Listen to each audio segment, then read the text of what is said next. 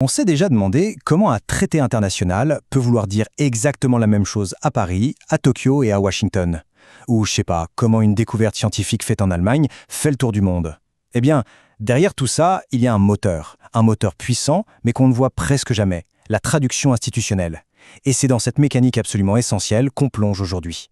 Et pour décortiquer ce sujet, on va s'appuyer sur cet ouvrage de référence qui rassemble les travaux de plusieurs experts. C'est un peu notre base pour explorer tous les défis et bien sûr les solutions dans ce domaine. Bon, alors, de quoi on parle concrètement? La définition, elle est très large à dessein. C'est en gros toute traduction faite pour ou par une institution. Ça a l'air simple dit comme ça, mais en réalité, la portée est absolument immense. Il faut vraiment voir ça comme le système sanguin de la communication mondiale. Sans la traduction institutionnelle, les échanges de savoir entre universités s'arrêteraient net, la diplomatie deviendrait un chaos total et la coopération internationale serait juste un casse-tête sans fin. C'est ce travail de l'ombre qui permet au monde, malgré toutes ces divisions, de continuer à se parler. Allez, voici le programme. On va d'abord voir pourquoi on parle de moteur invisible, ensuite on va s'attaquer au grand puzzle de la standardisation, puis à la question cruciale de la qualité et au fossé qui sépare la théorie de la pratique. Et pour finir, on verra comment on peut imaginer un avenir pour cette profession. On attaque tout de suite avec le premier grand défi. Si ce type de traduction est si important, comment ça se fait qu'il est si compliqué d'avoir des messages cohérents? C'est un vrai casse-tête, vous allez voir.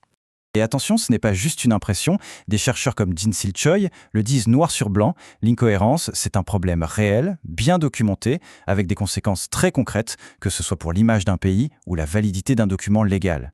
Regardez cet exemple, c'est parlant. La même réunion hebdomadaire du gouvernement sud-coréen a eu 2 noms officiels un peu différents. Résultat, 2 traductions distinctes en anglais.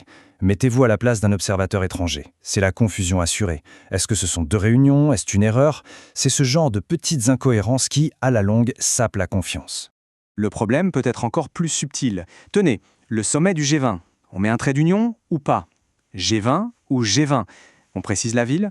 Ça peut paraître du détail, mais quand ces variations s'accumulent, ça donne une image désordonnée, pas très professionnelle. Et c'est là qu'on touche un point crucial.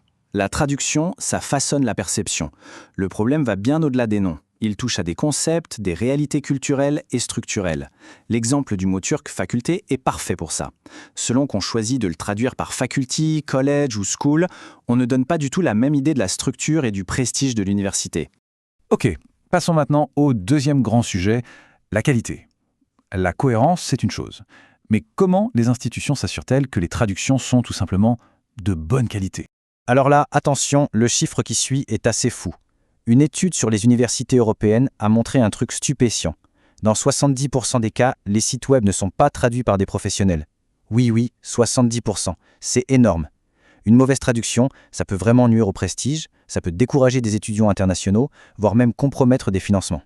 Alors du coup, qui s'en charge? Eh bien souvent, ce sont des profs, des chercheurs ou même des étudiants. Ils sont pleins de bonne volonté, c'est certain, mais ce n'est pas leur métier.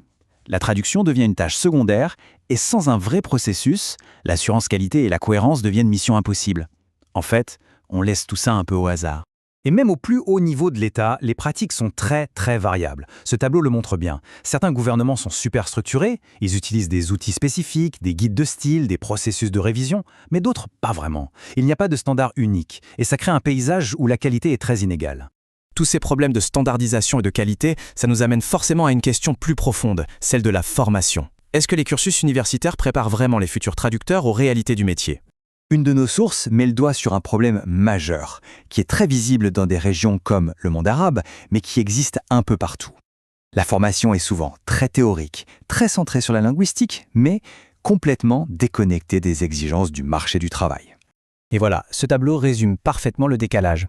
D'un côté, on a une formation qui se concentre sur les grands concepts théoriques. Et de l'autre, on a un marché qui lui réclame des compétences pratiques, la maîtrise des logiciels, une approche par projet, une vraie compréhension des contraintes du secteur. Le pont entre ces deux mondes semble parfois rompu. Et ce que dit le chercheur Jamal Omnaz est un avertissement très fort. On ne peut pas juste attendre que le monde du travail corrige les lacunes de la formation initiale. Une entreprise, ce n'est pas une école. Les erreurs dans la conception des programmes ont des conséquences directes et qui durent longtemps sur toute une profession. Bon, on a vu les problèmes, maintenant tournons-nous vers les solutions. Comment est-ce qu'on peut construire un écosystème de traduction institutionnelle qui soit plus solide, plus professionnel ? En fait, si on synthétise les recommandations, une feuille de route assez claire se dessine, en 4 étapes. Premièrement, il faut créer des ressources partagées, comme des bases de données de terminologie.